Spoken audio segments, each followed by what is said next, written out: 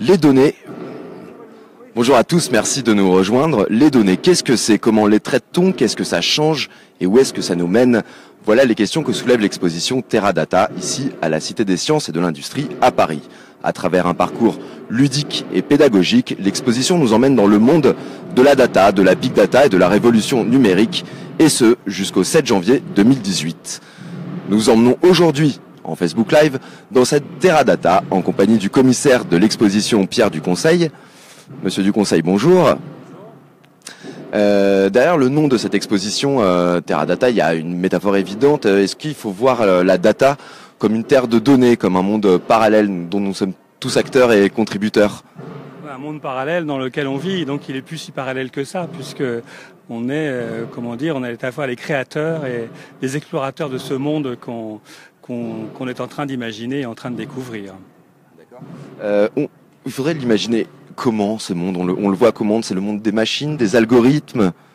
C'est effectivement le monde des algorithmes, c'est le règne des algorithmes. Parce que les données c'est bien, mais les données sans les algorithmes, ça n'a aucune utilité. Et si on imagine la data comme un monde, comme une planète à explorer, la capitale de cette Teradata, ça serait quoi? Ça serait Google peut-être? Google, effectivement, c'est le plus connu, mais il y en a plein d'autres maintenant. Et je pense qu'on n'est pas au bout de nos surprises. Mais effectivement, Google, c'est un empire. L'empire Google, écoutez, nous allons visiter avec vous cette exposition Teradata. Donc expliquez-nous un petit peu dès le début. Il me semble que j'ai le choix entre deux fils, l'une depuis laquelle je peux être filmé et l'une depuis laquelle je ne souhaite pas être filmé. Moi, je vais être filmé puisque je me permets de vous filmer. On va dire que je vais pouvoir me faire filmer aussi. Oui, effectivement. Donc, comme on va faire de la biométrie, le visage du visiteur va être capté par des caméras. Donc, la CNIL, la Commission nationale d'informatique et liberté, nous oblige effectivement à prévenir les visiteurs. Parce qu'en France, on est protégé quand même par certaines réglementations.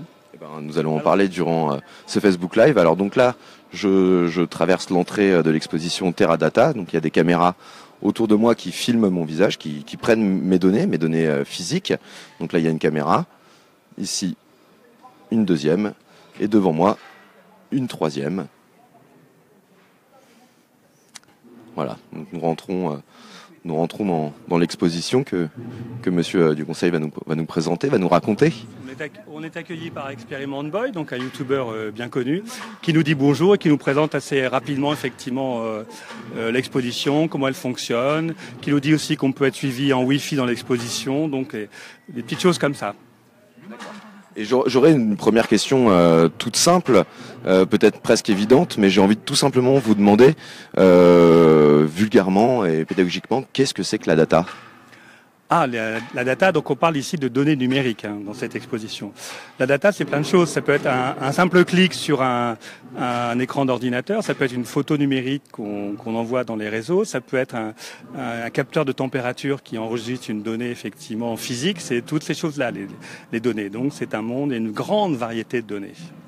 Donc là, nous sommes en direct sur Facebook. Les gens ont la possibilité de commenter ce Facebook Live, ont la possibilité de cliquer, de liker, de mettre des cœurs ou de mettre des choses. Est-ce que ça fait partie aussi des datas, ça? Bien sûr, oui. Dès lors qu'on intervient sur une machine numérique, on laisse des traces partout et donc on laisse de la data. Ok, donc notez bien que chacun de vos commentaires et de vos réactions à ce Facebook Live font partie de vos données personnelles. Donc nous allons découvrir l'exposition donc, qui se présente comme ceci.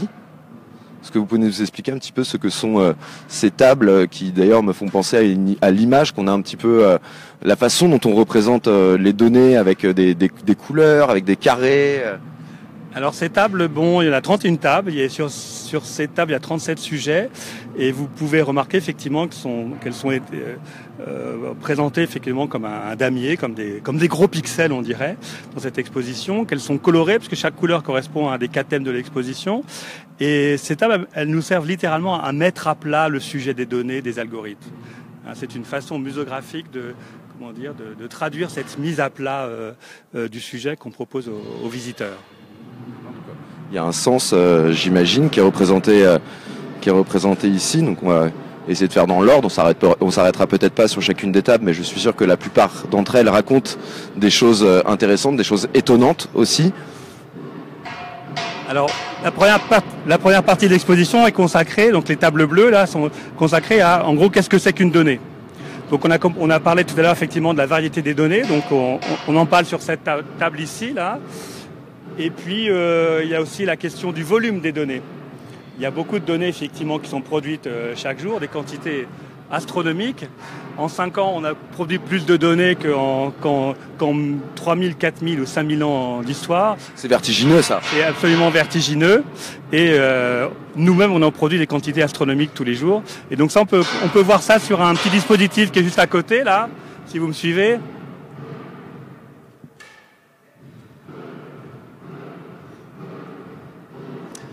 Alors je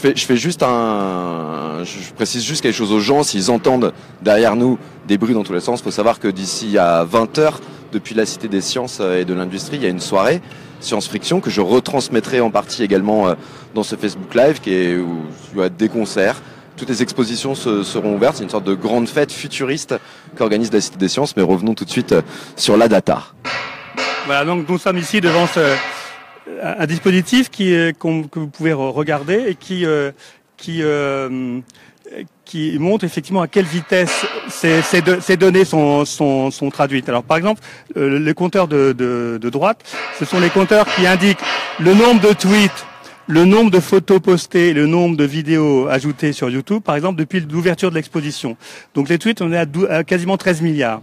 Et là, si j'appuie sur ce bouton, tout d'un coup, je vais remettre le compteur à 0 et vous allez voir, voilà, en quelques fractions de secondes, on est déjà à 15 000, 20 000 tweets, 17 000 photos et 38 heures de vidéos ajoutées sur les réseaux.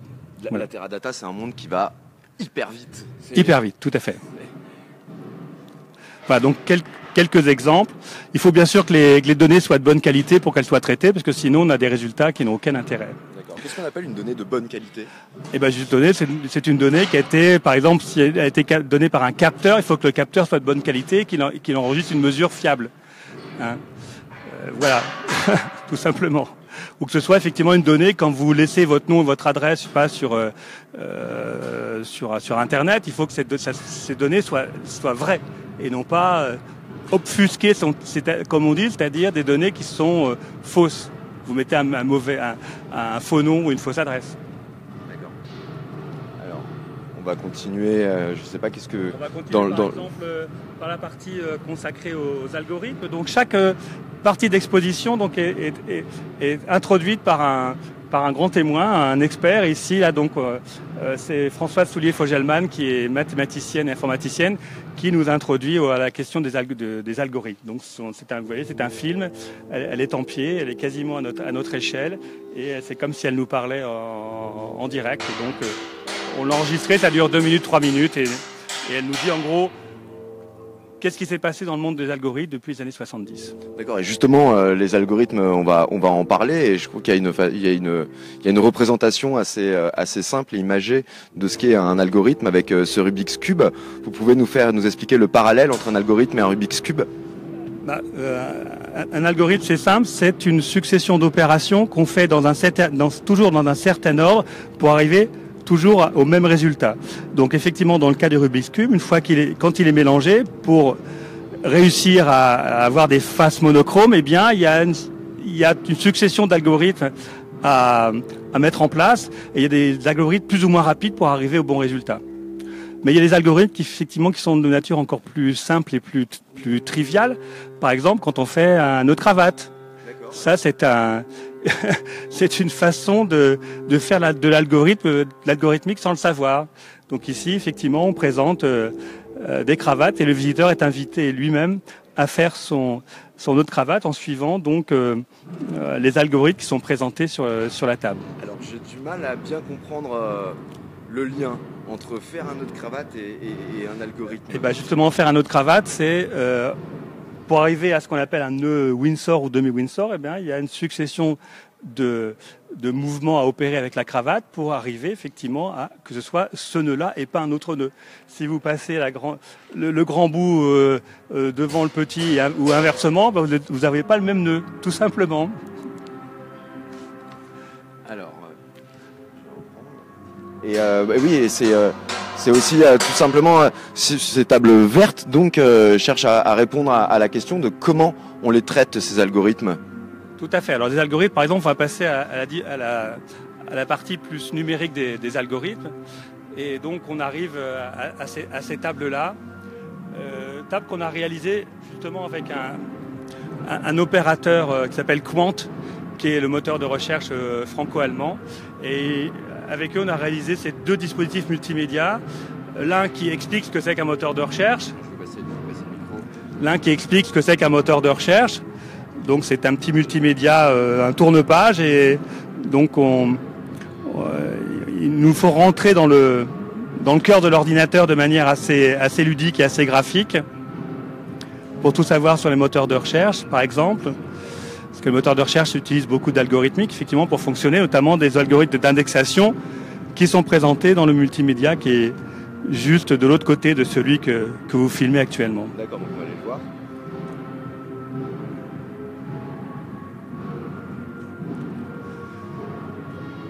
Bon, pourquoi l'indexation ? Parce que l'indexation, effectivement, quand les données sont enregistrées dans une machine, tout de suite, elles sont codées, quoi. Hein. Il y a des index qui permettent effectivement, quand on fait une recherche derrière, de les retrouver très rapidement. Par exemple, les abeilles ou les guêpes, c'est pas la même indexation. Si c'est une fraise, c'est pas la même indexation, bien sûr, qu'une abeille, parce que l'abeille c'est plutôt jaune et une fraise c'est plutôt rouge. Donc ici, on explique effectivement comment fonctionne ce système, pour que les machines aillent très très vite pour retrouver les informations qu'on recherche. Alors la suite, par exemple, on va vers des choses toujours plus compliqué. Par exemple, vous vous souvenez, on était filmé donc à l'entrée de l'exposition. Oui, on va aller voir effectivement si on a été bien filmé. D'accord. Je vais me débarrasser du micro. Donc, juste pour ceux qui nous suivaient au début, donc je vous rappelle que nous sommes en direct de l'exposition Terra Data à la Cité des Sciences à Paris. Et quand je suis rentré dans cette exposition, quand le visiteur rentre dans cette exposition, il est filmé. Là, donc, je me retrouve devant une caméra. Voilà, donc je vais vous aider. Donc vous avez été filmé, on est d'accord. Et maintenant, on va voir si le système vous reconnaît. Simplement avec l'appareil devant, peut-être que ça va pas marcher. Voilà, comme ça, vous regardez bien la caméra. Attendez, je vais filmer ici. Ouais, regardez bien la caméra. Et on va voir si, par la magie de la technologie, et voilà, effectivement, vous avez été filmé. Donc la photo de droite, c'est la photo que vous avez prise en entrant dans l'exposition. Et la photo de gauche, c'est celle qu'on vient de faire à l'instant. Donc nous sommes entrés dans l'exposition il y a 10 minutes. Alors, oui, c'est bien moi. Et on a un pourcentage. 76% des visiteurs qui ont utilisé ce système ont été reconnus. Ça veut dire généralement que les autres n'ont pas été filmés à l'entrée. Et donc, il ne va plus se reconnaître. mais le système leur a proposé quand même un visage relativement similaire. Est-ce qu'il faut en avoir peur de la reconnaissance faciale, parce qu'on est quand même filmé très très souvent dans notre quotidien. Quand je vois ça et que c'est instantané, c'est-à-dire qu'il y a 10 minutes j'étais là-bas, maintenant je suis ici, on me reconnaît, ça veut dire qu'a priori à n'importe où, à partir du moment où j'ai été filmé, on peut me retrouver. Donc d'une certaine façon, par exemple pour lutter contre le terrorisme, ce sont des très bonnes choses, mais moi en tant qu'individu libre, je n'ai peut-être pas envie qu'on puisse savoir exactement tous mes faits et gestes. Le problème, c'est qu'il faut d'abord avoir une image de vous dans la machine. S'il n'y a pas d'image de vous, on ne risque pas de vous retrouver, en tout cas, aussi facilement. C'est la première chose. Il y a des images de moi sur Facebook. Non, là, pas dans cette machine-là. Parce que là, votre image, dans 2 heures, elle a été effacée, elle a disparu du système. Hein, voilà. Non. Alors ça, je sais pas. Moi, je suis pas spécialiste de ces systèmes-là. Par contre, c'est sûr que la technologie en soi, elle est ni bonne ni mauvaise, mais par contre, elle n'est pas neutre. Hein, et donc, tout dépend de ce qu'on veut en faire. Il peut y avoir des usages effectivement de surveillance, de renseignement avec ces systèmes-là, mais aussi des usages liés effectivement à la propre protection de ces données, à la propre protection de ces informations. Par exemple, ça peut remplacer un code numérique, une empreinte digitale. Le visage, ça peut être aussi un moyen biométrique de protéger l'accès à vos propres données.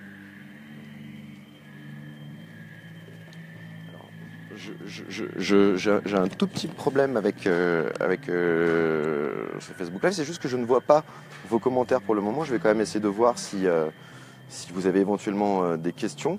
Je vais faire juste une micro-pause pour me connecter depuis mon propre téléphone sur Facebook. Je vous incite, je vous encourage, si vous avez des questions à poser à monsieur du conseil, à les faire. C'est vrai que la data, c'est quelque chose qui intéresse tout le monde, qui fait réagir les gens, qui intrigue.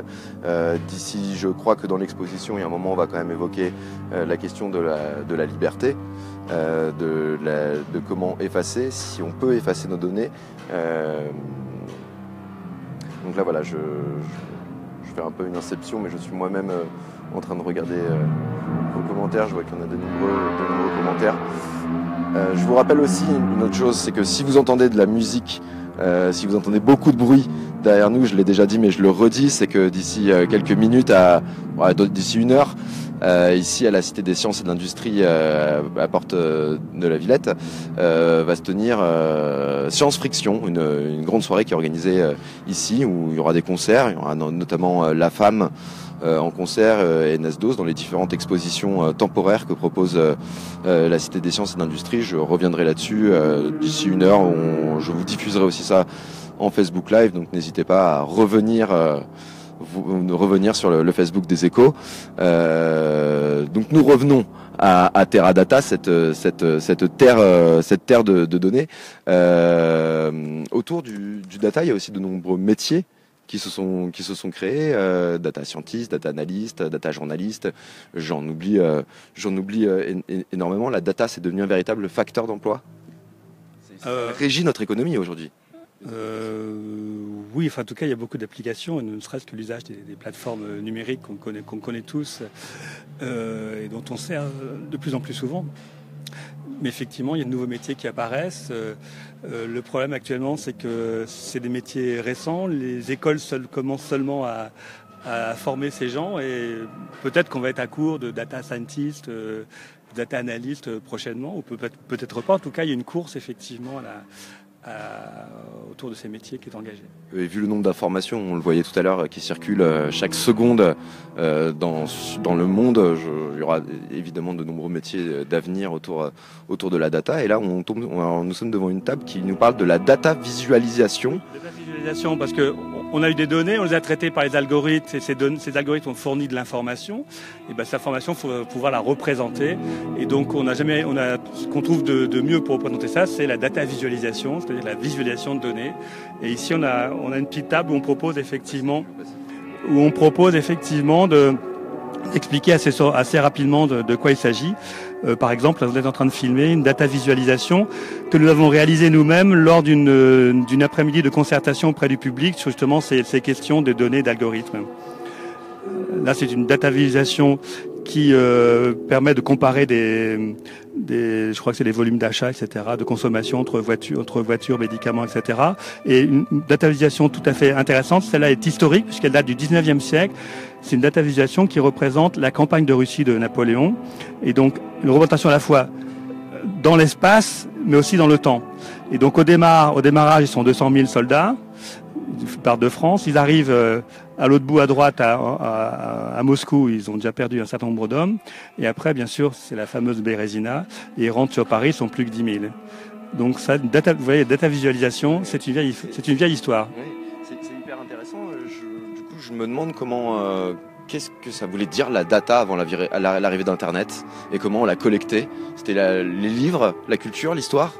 La data, depuis les Assyriens et les Babyloniens, de la donnée, on l'enregistre sur des tablettes d'argile, déjà. Et c'était déjà des données scientifiques qui étaient collectées, puisque c'était l'observation des mouvements célestes, pour partie. Et puis c'est aussi des données administratives sur les sacs de blé, les nombres d'habitants dans les villes, les têtes de bétail. Donc et tout ça existait depuis longtemps. Simplement, on n'avait pas ces outils numériques, informatiques, ces ordinateurs pour les traiter en grande masse comme on fait aujourd'hui. La différence, elle est essentiellement là. Alors, on va continuer notre visite de Teradata. On peut passer voir peut-être Dominique Cardon. Qui est Dominique Cardon? Dominique Cardon, qui est un sociologue, et il a écrit un très joli livre qui s'appelle À quoi rêvent les algorithmes. Et ici, il nous explique effectivement comment les algorithmes nous calculent. Il nous calcule comment? C'est très vaste. Il nous calcule effectivement, bon alors ça, son interview dure un peu plus de 3 minutes, mais il nous explique effectivement comment ces algorithmes nous calculent. Ces algorithmes, effectivement, bon, ils sont faits par des êtres humains, hein, donc ils ont des intentions effectivement derrière, donc ils servent à produire de l'information qui est orientée vers quelque chose. C'est pour ça, c'est dans ce sens-là qu'ils nous calculent. Mais aussi, Dominique Cardon nous met en garde contre effectivement d'un côté le web qui a tendance à ouvrir l'esprit des gens et les réseaux sociaux qui auraient plutôt tendance à les restreindre dans la mesure où les communautés virtuelles effectivement ont tendance à fonctionner un petit peu en boucle sur elles, donc à se refermer. Donc il traite cette question d'enfermement numérique et nous alerte sur ce sujet-là. Et d'un point de vue sociologique, je me posais aussi la question, même si je pense que la réponse aujourd'hui paraît bizarre mais paraît presque évidente, est-ce que mes données personnelles en savent plus sur moi que moi? Oh là. C'est une très très vaste question. On n'est pas en train de passer le bac de philo, mais je me posais la question, est-ce que mes données personnelles en savent plus sur moi que ma famille par exemple? Bah, tout dépend à quelle distance vous êtes de votre famille. C'est une bonne réponse. C'est une bonne réponse à une question bizarre. Oui, tout à fait. Mais c'est certain, c'est les données personnelles en tant que telles, elles ne sont pas forcément intéressantes pour les machines.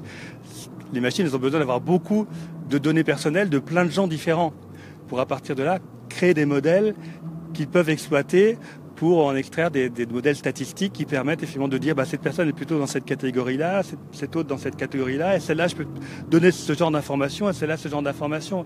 Elles ne connaissent pas au point un niveau d'intimité tel qu'il sait exactement qui on est. Après, tout dépend aussi de ce qu'on partage sur les réseaux sociaux et de l'utilisation qu'on fait des réseaux sociaux. Ah bah ça c'est sûr, si on se dévoile, si on se dénude complètement sur les réseaux sociaux, effectivement, les machines en savent beaucoup sur vous. Donc ensuite, la data qui raconte l'histoire. Là, nous sommes devant une représentation de Venise. Je ne sais pas en quelle... Donc c'est une visualisation de Venise, du quartier du Rialto. Donc là c'est la fin de l'audiovisuel. En gros ici on présente un usage effectivement à la fois culturel et scientifique des big data appliqués donc à la connaissance de l'histoire de Venise. Venise, c'était une super administration pendant 1000 ans, donc ils ont 80 km d'archives, soigneusement rangées par Napoléon quand il a envahi le nord de l'Italie. Et l'École Polytechnique Fédérale de Lausanne est en train de faire un énorme travail de numérisation de ces données, d'analyse algorithmique de ces données, de mise de relation de ces données entre elles, pour produire effectivement des modèles, et dans ce cas présent, des modèles effectivement urbanistiques de l'évolution sur 1000 ans du quartier du Rialto. Donc là, vous allez voir, voilà, on part en 950, et en 950, il n'y a pas grand-chose sur Venise, et ce qui est très important, c'est vraiment un usage tout à fait remarquable, et je pense assez parlant pour le visiteur, du big data. Donc, parce que dans ces 80 km d'archives, c'est des archives papier, c'est des archives de toutes sortes, il faut les numériser. C'est grâce à la numérisation qu'on est capable de mélanger après ces données. Parce que sinon, les données papier, il faut les regarder les unes après les autres, et c'est très très compliqué, ça prend un temps fou. Une fois qu'on les a numérisées, qu'on l'a mis traité par les ordinateurs, on voit tout d'un coup apparaître des choses qu'on ne pouvait pas voir autrement. Donc ici, ils ont fait ce travail de numérisation, de modélisation sur de l'urbanisme. Vous voyez, on est en 1178, donc le quartier du Rialto n'existe pas encore vraiment. Il y a un pont qui est tout juste construit. On construit sur l'autre face de la rivière. Et ce qui est très intéressant, c'est dans quelques secondes, quand on va arriver au XVIe siècle, vous allez voir qu'au XVIe siècle, en fin de compte, Venise, tout d'un coup, a brûlé plusieurs fois et se reconstruit à une vitesse très très vite. Et puis après, on arrive très vite au XIXe siècle, où là, tout s'arrête. Et ça, on a une vue de plus en plus réaliste de cet urbanisme grâce effectivement au traitement par les big data. Mais c'est applicable aussi au traitement de la vie des gens de l'époque, puisqu'on retrouve des archives, à partir d'archives notariales, des archives commerciales, des tas de genres d'archives. On peut vraiment les croiser maintenant de manière très très vite pour pouvoir reconstituer des parcours de vie. Voilà, là on est au XVIe siècle et ça brûle. Tout ce qui est en rouge ou jaune, c'est que ça brûle. Ça, c'est impressionnant. Ça se reconstruit, oui, en 50 ans, le quartier du Rialto, il prend quasiment sa forme définitive. Le pont, d'ailleurs, lui-même, il change très très vite. Et voilà, on arrive en 1848, et là, le Rialto a sa forme actuelle. D'accord. C'est étonnant, c'est assez fascinant. Alors, on va continuer cette visite de l'exposition Terra Data. Je crois que...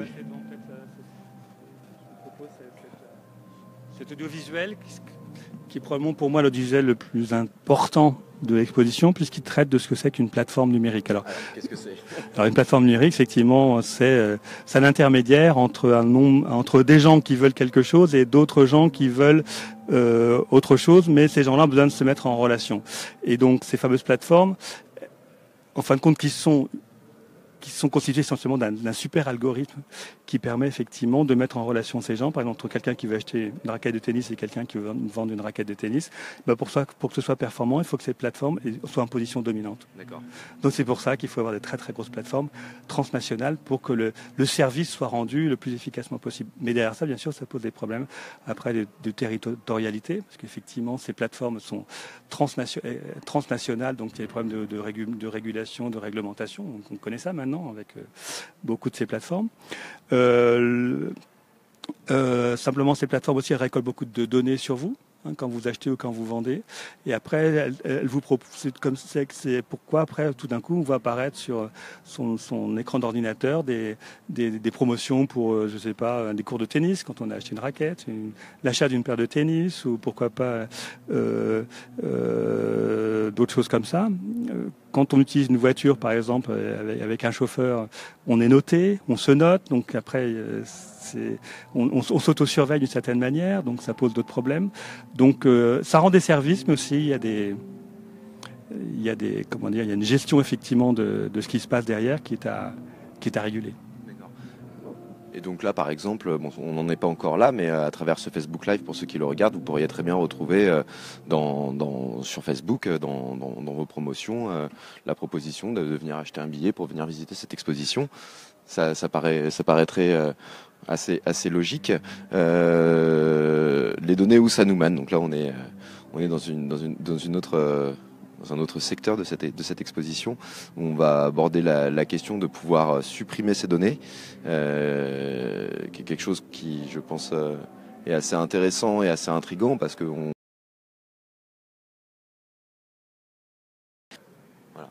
Voilà, excusez-nous, on a eu un petit problème de connexion, j'espère que ça n'arrivera plus. Alors donc on parlait de pouvoir supprimer ces données. Est-ce que vous pouvez nous expliquer cet écran qui est devant moi, ce qu'il représente et ce qu'il explique? Alors cet écran, c'est un petit gadget sympathique. Donc vous voyez mon image sous forme de données graphiques. Et donc là, il y a une petite Kinect. Avec la Kinect, elle va suivre mon doigt. Et l'idée, c'est d'essayer de voir si on peut disparaître de ce monde. Donc je n'achète plus rien sur Internet, je refuse la géolocalisation, j'envoie plus de mails, je ne partage plus d'images, je ne tweete pas et j'évite soigneusement la biométrie. Et tout d'un coup, ma silhouette numérisée disparaît presque totalement, mais il reste toujours des traces de nous quelque part, parce qu'elles sont forcément stockées.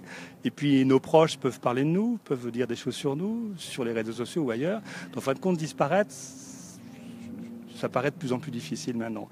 On peut obfusquer, si on veut, c'est-à-dire donner des informations erronées au système, mais un jour, il finit quand même par recouper les choses et peut-être qu'il va vous reconnaître néanmoins. Donc, la meilleure solution, c'est que on est disparaître d'Internet.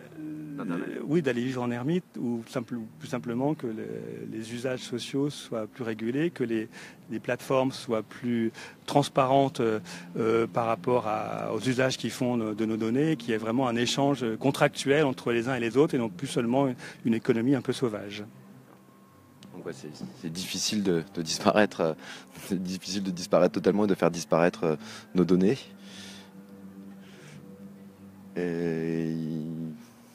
Ah oui, on avait. Alors, je suis très surpris. J'ai en face de moi donc des Barbies.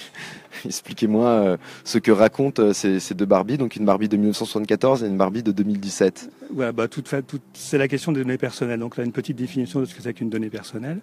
Et en 74, effectivement, on avait des données personnelles qui étaient essentiellement print, je veux dire, sur des documents papier, une carte d'identité, un passeport, une carte de sécurité sociale, etc., etc.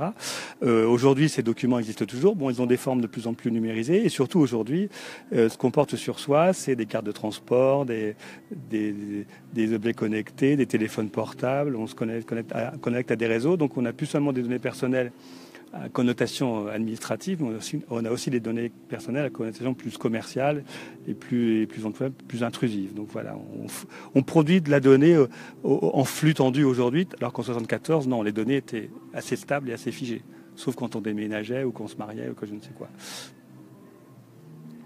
Alors ensuite, je pense qu'on va...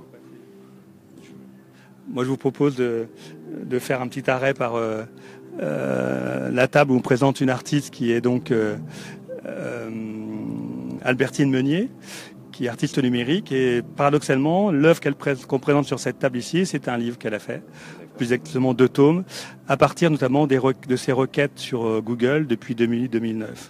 Donc, elle est allée rechercher dans Google, effectivement, ces requêtes. Alors, c'était sous une forme informatique illisible par un être humain, mais comme elle est informaticienne, elle aussi, de son côté, elle a produit une petite moulinette numérique qui lui a permis de retranscrire tout sous forme texte.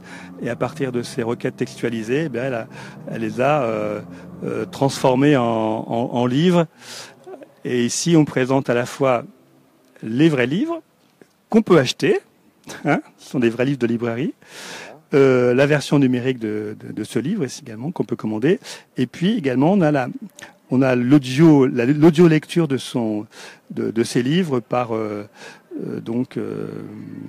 machine automatique et ça donne une littérature un peu expérimentale, un peu étrange, un peu troublante. Alors une littérature troublante qu'on va vous faire découvrir. Je vais mettre le micro dans le casque et en même temps filmer le livre. Las Vegas, 900 galeries ADR, Interson, NV 89 011, États-Unis. Notaire Parc Las Vegas. Serveur notiant 3355 S, Las Vegas BLVD, Las Vegas, NV 89 109, États-Unis. Lakeland, Las Vegas. Mais c'est assez perturbant. Alors on peut le faire soi-même maintenant, mais c'est quand même très très perturbant, nous dit Albertine. Il faut être psychologiquement préparé à faire retour sur son passé et à revoir ressurgir des requêtes dont on ne se souvenait plus forcément. Voilà. Et ah si, il faut les cookies, c'est quand même quelque chose de très important dans le monde, enfin dans la data. On va surfer sur ce multimédia quelques secondes. Voilà. Et là, voilà, on va se retrouver. Imaginons que nous sommes en train de consulter un site de journal. Donc nous sommes par exemple sur leséchos.fr. On est sur les échos, voilà. Le serveur du site délivre le contenu textuel, mais il a recours à d'autres serveurs pour les images, les vidéos, les publicités ou la présentation d'applications tierces. À droite de l'écran. Et voilà, donc là vous voyez effectivement les cookies, tout d'un coup, qui sont produits au moment de notre lecture en ligne. Et voilà, et on De votre passage. Et on ne sait pas toujours qui sont ces cookies qui nous observent. Et chaque fois qu'on navigue, automatiquement, effectivement, on augmente effectivement les cookies qui nous suivent. Alors il y a des cookies utiles qui servent à garder notre historique de parcours, la langue qu'on utilise, le type de machine sur laquelle on est, donc pour optimiser son rendement, mais des cookies effectivement qui sont plus indiscrets et dont on ne connaît pas, on ne sait pas leur usage et qui renvoient souvent des régies publicitaires. Et si juste après cette consultation effectivement sur un site de journal, je vais sur un site marchand, eh bien je m'aperçois que les cookies qui me suivaient précédemment sont toujours là et ils viennent s'agréger d'autres cookies. Bien sûr, qui sont en lien avec ma nouvelle consultation. Alors, ce dispositif de cookies là, c'est un dispositif, un logiciel qu'on peut retrouver sur le site de la CNIL. Ça s'appelle CookieViz pour les amateurs. Et vous le faites à partir de vos vraies navigations. Vous allez voir comment vous êtes suivi. D'accord. Est-ce qu'il faut avoir peur de tout ça? Oh là, moi je sais pas, je peux pas répondre à la place de tout le monde. Bon, effectivement, ces dispositifs fournissent des services, c'est bien évident, c'est pour ça que ça fonctionne. Après, effectivement, il faut que ce soit régulé derrière parce que ces fameuses données personnelles, jusqu'à présent, on ne sait pas trop où elles vont et comment elles sont utilisées. Et est-ce que pour en faire certaines personnes plus tard. Donc, c'est pour ça qu'on présente, notamment ici, donc un visuel fait par la CNIL qui explique aux gens, les visiteurs, les droits. Quels sont leurs droits et comment effectivement ils peuvent faire valoir ces droits dans le cas d'abus.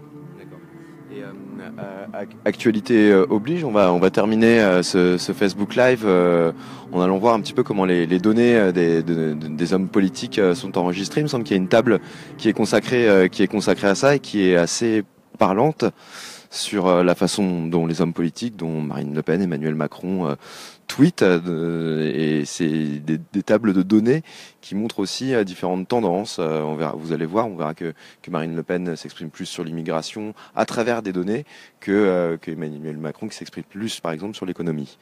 Donc voilà, c'est une table que je vous laisse nous expliquer. Voilà, donc c'est un travail de recherche qui est mené actuellement par l'Institut des systèmes complexes, un laboratoire du CNRS.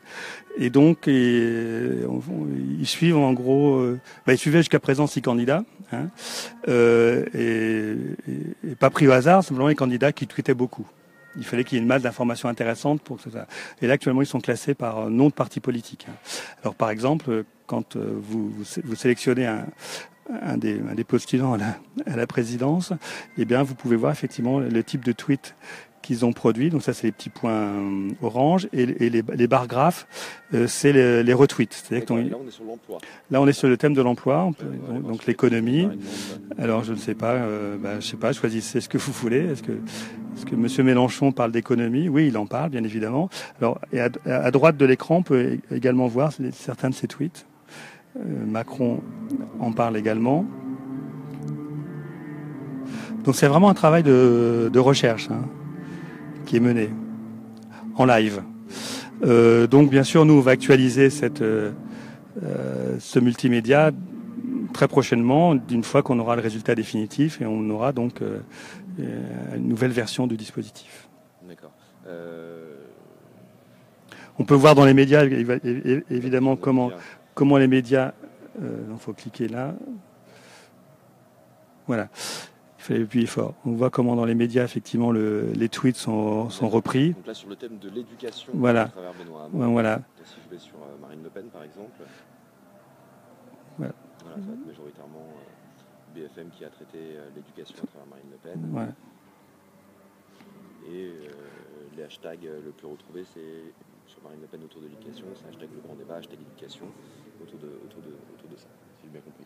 Voilà. Où est-ce qu'on peut retrouver ça pour les gens qui veulent en... Ah bah bien sûr, ça c'est donc... on peut retrouver ça sur le site politoscope.org.